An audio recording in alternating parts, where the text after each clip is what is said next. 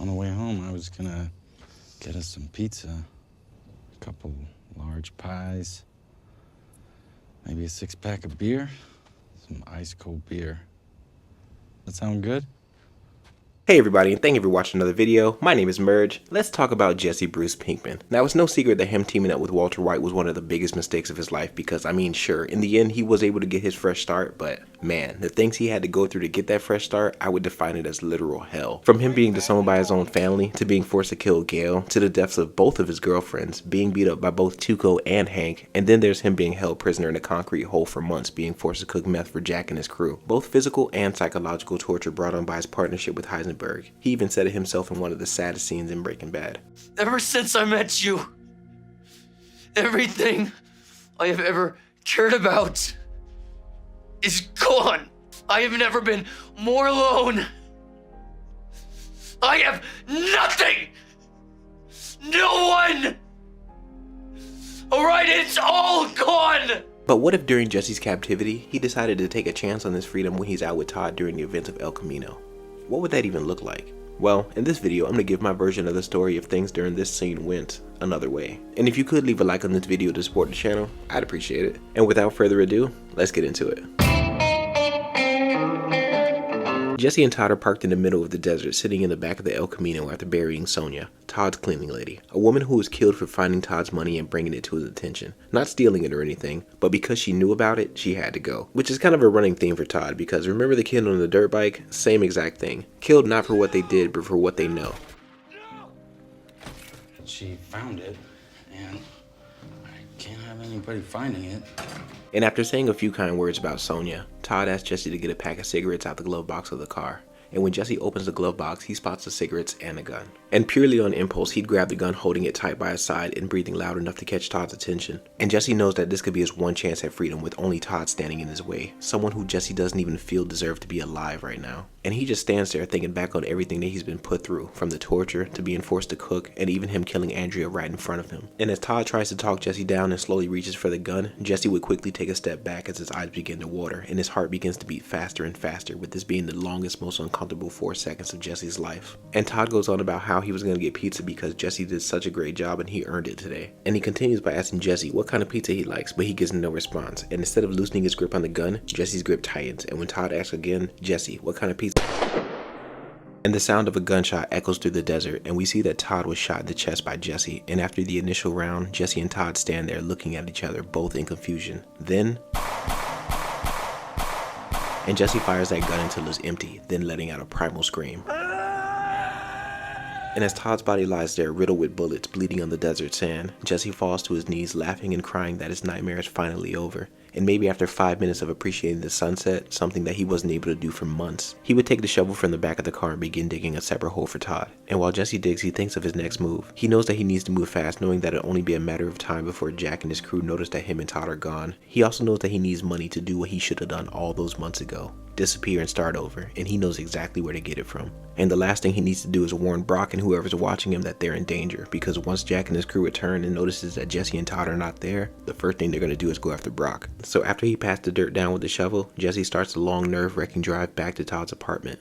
And the entire way there, he listens to any news stations he can just to know how hot he is. And from the radio, he finds out that him, Walter White, and Saul Goodman are all still at large, and there's been a nationwide manhunt going on for months. And even though the heat's died down on the case, given that currently both Walter and Saul have both been disappeared, it doesn't change the fact that he's a wanted fugitive, and if he's caught, he's a dead man. And the excitement of being free is replaced with a different kind of fear. Not only the fear of going to prison, but also the fear of being recaptured by Jack and what they would do to him if they find out about Todd. And he grips the steering wheel tighter as he continues his drive. As Jesse arrives at the apartment complex, he's able to sneak upstairs into Todd's apartment seemingly unnoticed. But unknown to Jesse, Todd's nosy neighbor would see him sneak into the apartment and would discreetly call the cops, thinking that Jesse's a meth head trying to break in because, I mean, just look at him.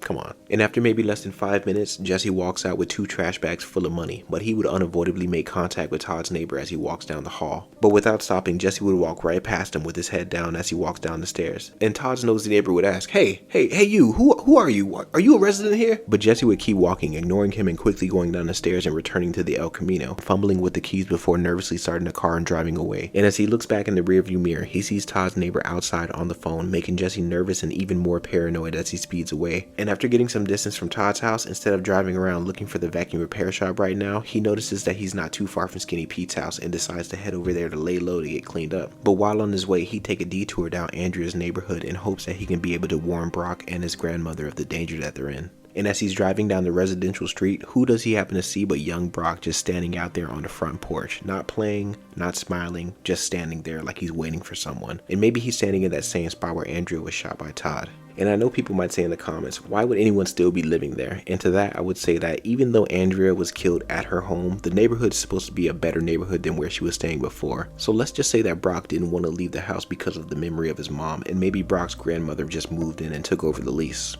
Cool?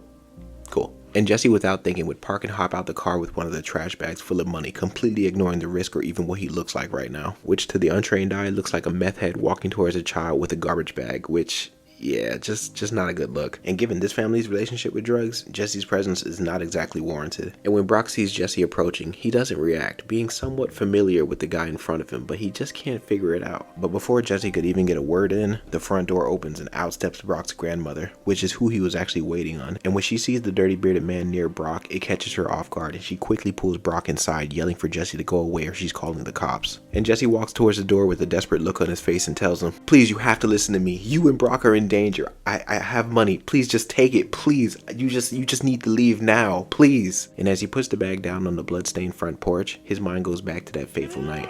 But his inner thoughts are broken when he hears Brock's grandmother talking on the phone, sounding like she's giving his description. And Jesse quickly runs to the car and drives away, leaving the money on the front porch. And as sloppy as it was, that was his goodbye to Brock. Not an apology, but a warning. And all he can do now is hope that they would believe him, at least for Brock's sake. And after another nerve-wracking drive, Jesse would finally make it to Skinny Pete's house. And for the first time since he can remember, he's finally in a safe space and he can eat, get clean, and he can finally rest.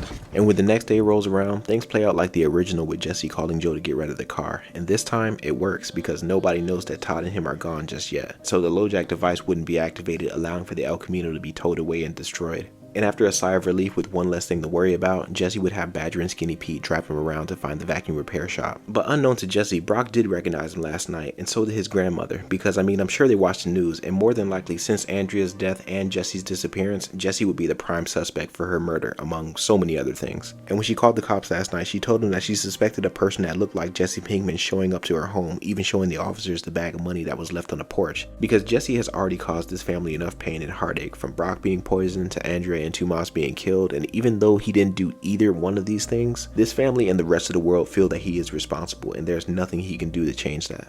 And after the police take a statement and confiscate the money, a citywide manhunt for Jesse Pinkman will begin that night.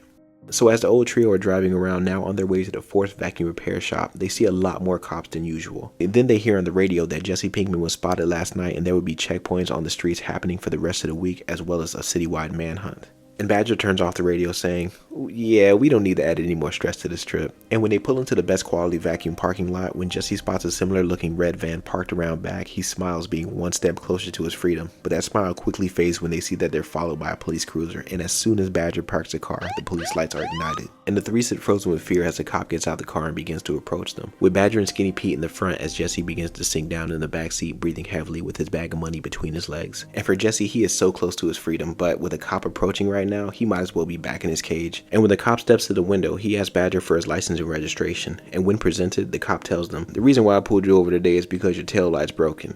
You can consider this a warning. Now, do what you need to do and get home, because the city's going on a lockdown with this manhunt going on." "Okay, and thank you, and I'm so sorry about the tail light. I will get that fixed soon. I just need to get a quote for a new vacuum for my mom, and then me and my brothers are headed home." And the officer hands back Badger his license and registration and quickly peeks inside the car, looking at Jesse with Skinny Pete's hat on, and says, "Now, you guys take it easy." And he walks back to his cruiser and just drives away. And everyone lets out a huge sigh of relief, and Jesse even begins to cry after that suspenseful encounter. And after regaining their composure, the three say their goodbyes inside the car, wishing each other the best. And as Jesse steps out the car with the trash bag full of money, he begins to walk inside the store for the last time as Jesse Pinkman. And with this one change, Jesse would make it out free and safe, but for everyone else, things will take a turn for the worse. Because with Todd and Jesse being gone and the news of Jesse Pinkman being spotted, Jack and his crew would assume that Jesse killed Todd and they would go after Brock and his grandmother, and unfortunately, they would be gunned down in their own home. And again, even though Jesse didn't pull the trigger, he is solely responsible for every death that happened in the Castillo family. And being that Todd and Lydia had ongoing business, when she notices Todd's disappearance and you combine that with her paranoia, she would strive to get rid of any loose ends that tie back to her, with the only one being in her way is the same one that Todd insisted that she wouldn't talk, Skylar White. And with Todd gone, Lydia pays Jack and his crew to take care of her. In that same night, they pay a visit to Skylar, killing her in Holly's room only for Walter Jr. to find her, leaving them both now orphans. We pick up a month later in New Hampshire with Walter getting his monthly delivery and updates from Ed, when Walter asks, how's Skylar and the kids? And Ed looks up at him and says, there's no easy way to say this, but she was found dead in your infant's bedroom. And Walter looks on in disbelief, saying, wait, what about the kids? What about Holly and Walter Jr.? Your kids are both fine. Your daughter mostly. Your son was the one who found her, so I can only imagine what's going on in his head. They're living with your sister-in-law for now. I'm sorry for your loss, Mr. Lambert. I know you have a lot of emotions running through your mind right now, and I'm not here to tell you what to do, but if you leave from here, you will get caught. And Ed finishes unloading Walter's supplies before leaving out the door and saying, I'll see you next month. Leaving Walter alone to sit with the knowledge that he couldn't protect or provide for his family, and he looks at the barrel of money and decides to make one last-ditch effort to get the money to Walter Jr. and Holly. But as you can imagine, the conversation between Walter Jr. and Walter is a lot more heated, with Walter Jr. cutting Walter off when he brings up the money. Why would I want anything from you? You killed Uncle Hank, you got Mom killed, and now what? You want to buy my love? Wherever you are, Walter, you just stay there and die. I don't want anything from you. Just die. As he slams the phone down, hanging up in his ear, and Walter holds back his tears before making another call, but this time to the police to turn himself in. And while he's waiting on the cops to arrive, he catches Gretchen and Elliot's news clip about their connection to him, and he comes up with an idea on how he can get his money to his family. We fast forward to Walter threatening Gretchen and Elliot, which still works by the way, and I like to imagine that Badger and Skinny Pete don't exactly know about Walter and Jesse's fallout, so they still help him and they still get paid. And I'm sure that he would love to see his kids one last time, but with them living with Marie, impossible, so he wouldn't even try. Instead, Walter would write a letter to his family and put the lottery ticket in the envelope and mail it to Marie, and he would devote the rest of his days to the simple but master plan of taking out Jack and his crew. And what does that plan entail exactly? Well, there's the gun in his trunk, and he would just show up to Jack's compound unannounced. That's it. Because at this point, Walter is going there to die, but he just doesn't plan on going out alone. And the thing about this meeting is that Walter came for revenge for them taking his money. He doesn't know that Jack killed Skylar or that Todd is dead. Yet. Well, look what the cat dragged in. Man, look at that hair. Is that real? Jack says jokingly while taking a puff of his cigarette. Yes, it's real, Jack. How are you? Walter says, walking towards Jack, tucking in his shirt. So, what can I do for you that you had to come here unannounced?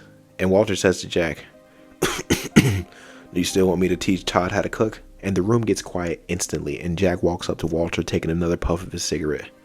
And Walter just says, where is he? And one of Jack's guys holds a gun to the back of Walter's head and just says, what do you want it, boss? And Jack just says, take him outside. But before they haul Walter off, Jack says to him, hey man, just so you can die with the peace of mind that I never got about Todd, I want you to know that you can blame me for what happened to your lady.